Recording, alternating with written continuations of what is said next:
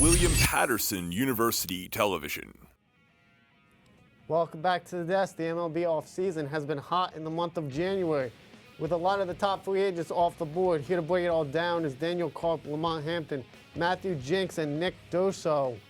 The New York Mets have completely shook up their roster this offseason by signing players like Bo Bichette, Freddie Peralta, Luis Robert Jr., and losing Pete Alonso. I'll go to you, Nick.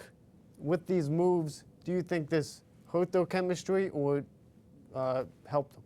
I think overall, chemistry-wise, I think last year the team's chemistry was lacking. Overall-wise, as a team, I do think it made them better making these moves. Adding a player like Bichette, he had a great season last year, also performed in the postseason well, hit a bomb off of Shohei Ohtani in the World Series. You also added ace in Freddie Peralta, who really bolsters his starting rotation and doesn't add as much pressure on the rest of the rotation, like Nolan McLean, who's kind of entering his first real season.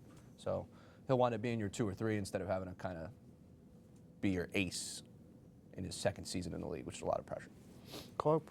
I think on paper, definitely better to the team. Do I think that Uncle Steve is kind of just throwing money out, like the players like Bo Bichette? Absolutely. I didn't really understand the signing at first. But getting a guy like Luis Robert Jr., who I've been saying it since they got him, I think he's going to be excellent for the Mets.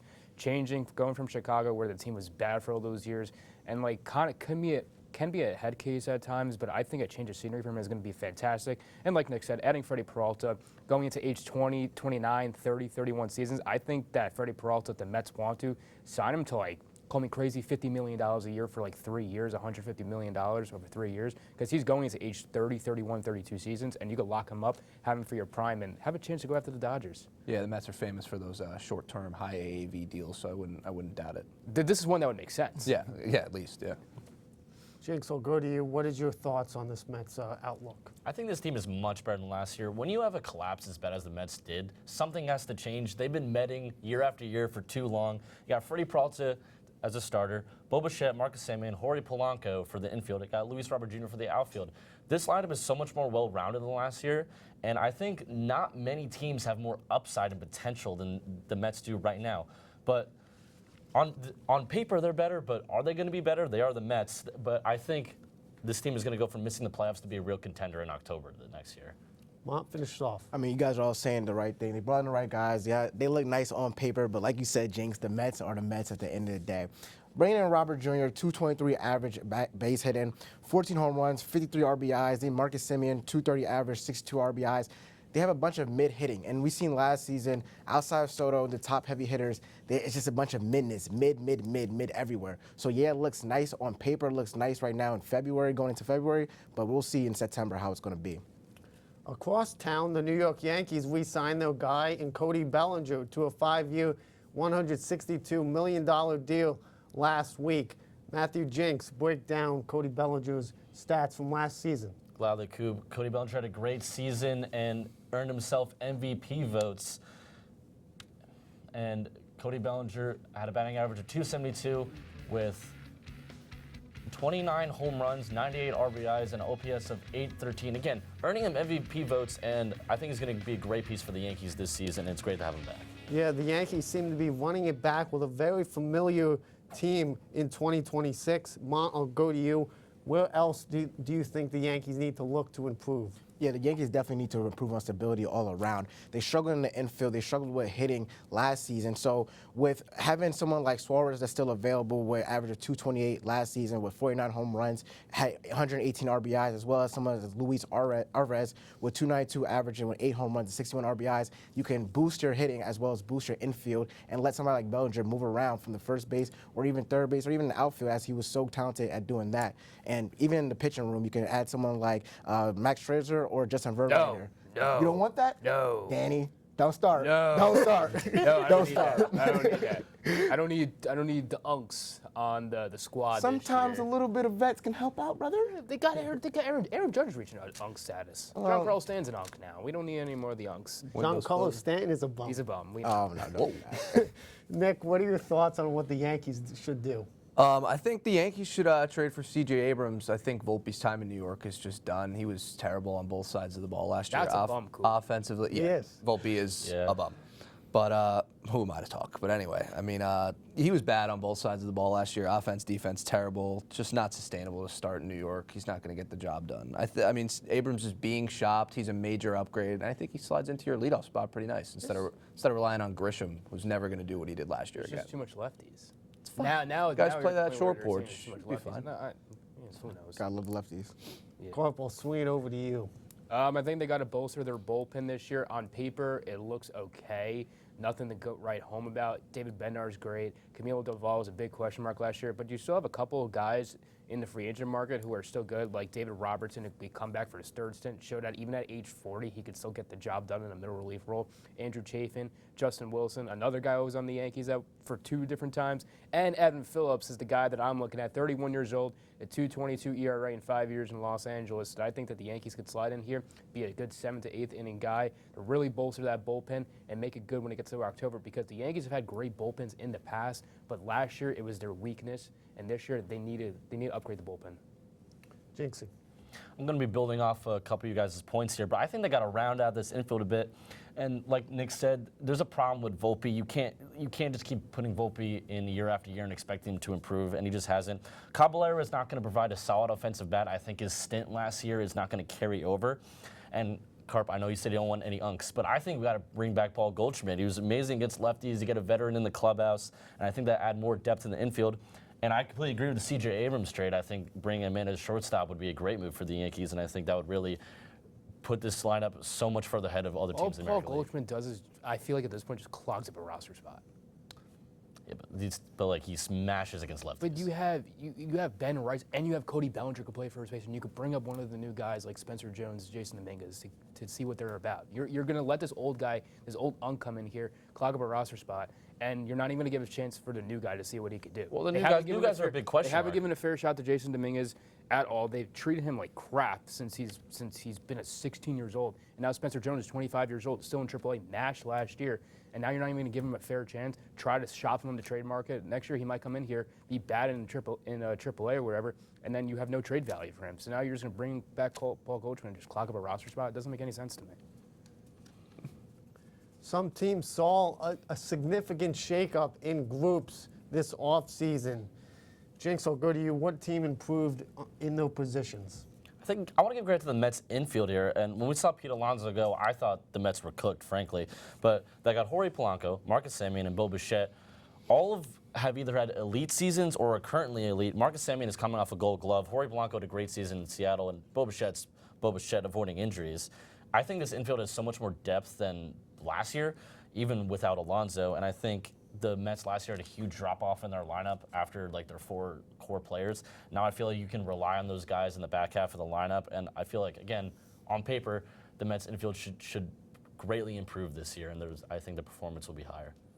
Ma, what team got the best positional group shakeup this season? Oh, I like to look at the Baltimore Orioles, as last season their pitching was horrible, 26th in the entire MLB with a 4.6 ERA. They allowed 217 home runs. That's 4th in the entire MLB with 6 errors. I mean, honestly, looking at who they went out and got, starting pitcher Shane Baz, his winning record last year, 10 wins, 12 losses with 4.87 ERA, and then bringing a relief pitcher like Ryan Hazley with 3-4 record, and again, 4.50 ERA. Just an average as last season, but maybe this year, now going to Baltimore, changing their scenery, it could be better, but I can't believe it too much, and we're going to see it's the Orioles at the end of the day. Do so. I'm going to have to go with the Dodgers bullpen. I mean, as much as that hurts me to say, they did add the best closer in baseball, Edwin Diaz from the Mets. Diaz pitched to a 1.63 last season. I mean, you know, I don't know many people that would disagree with me when I say Edwin Diaz is definitely the best closer in baseball. And I think the Dodgers really only lacked in the closer position because you kind of had that like platoon role, like Sasaki. You kind of was just like whoever was there that day. But now, you know, you got Diaz kind of locked that down. So I'd say the Dodgers. Karp, we'll move it over to you. I'm going to go with the San Francisco Giants outfield, getting Harrison Bader on a cheap deal for 2 years, $20 million.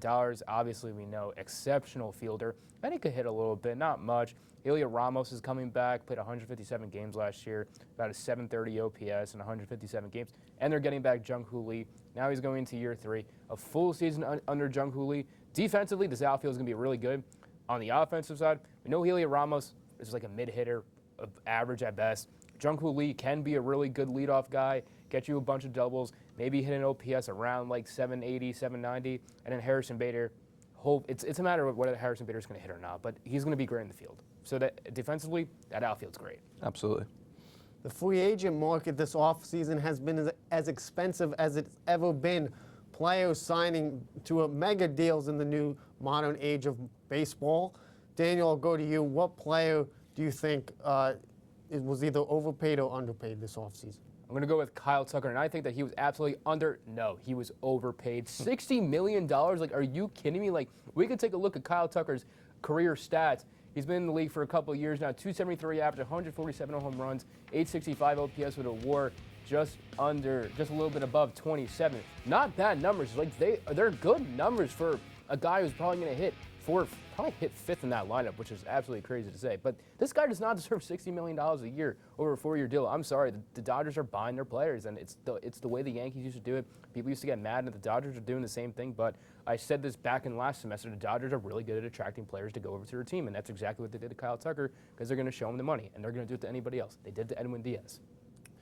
Jinxie, I'll go to you. I know who you're talking about, Bo Bichette. Yeah, Bo Bichette, I think he's overpaid. 3 years, $126 million. That's $42 million a year. I think this was a desperation move by the Mets because everyone was certain he was going to the Phillies, and all of a sudden the Mets swooped in. His career stats, he's a .294 hitter with 111 home runs, 806 OPS, and a WAR at exactly 21. He's been in the league for 6 years, and I have a simple rule of thumb. If you're making more than Aaron Judge per year, you're overpaid, and if your name's not Shohei Ohtani. I don't blame any team for throwing money out like this. This is kind of the way baseball has been heading, but I wonder how much is going to change with the potential lockouts in the after this season. But again, I don't blame the Mets for throwing this money out. I think it's going to help them in the long run, but it definitely is an overpay. What? I like that little analogy. If you're overpaid over Aaron Judge, that's a good one. But Brad Keller is my man that's underpaid, making $22 million, $7 million this year, and $11 million going to be going in his pocket next year with a nice signing bonus. I think this is what the Phillies need in their bullpen. I mean, Brad Keller was a pretty decent starting pitcher in his time, and then coming now, he's a reliever. Last year, he had a 4.14 ERA. 613 strikeouts, and he's pretty decent to good. Hopefully the Phillies can get the best out of him, and looking at other players that were signed in his price range, Weaver's starting pitcher with the Mets as well as Hauser with the Giants. I mean, Brad Keller is going to be great for the Phillies bullpen. It's going to be great what they need. So finish us off with you, a free agent. So the free agent, I think Ha-Seong Kim was overpaid. He signed a 1-year, $20 million deal with the Braves, and you look here at his career stats, he's only batting .242. This is a 4-year span. He's 52 home runs, OPS below the league average at .701, 15 WAR, not too terrible, but I was looking at last year where he batted .234 with only 5 home runs, 650 OPS. I mean, those numbers are pretty bad. To give somebody $20 million is quite ridiculous, I think. So I think this is a little more under the radar of overpay, but he also broke his wrist, and he could miss 4 to 5 months just to put the cherry on top. So, overpay. I mean, that's going to wrap it up for this MLB offseason conversation. Don't forget to follow us at SportsDeskWP for updates and more. Thank you to all the cast and crew, and a big shout out to our wonderful studio manager, Al Clark, from Studio B in Hamilton Hall. And from everyone here at the desk, I'm Tyler Cooper saying so long. See you next Friday right here on WPTV.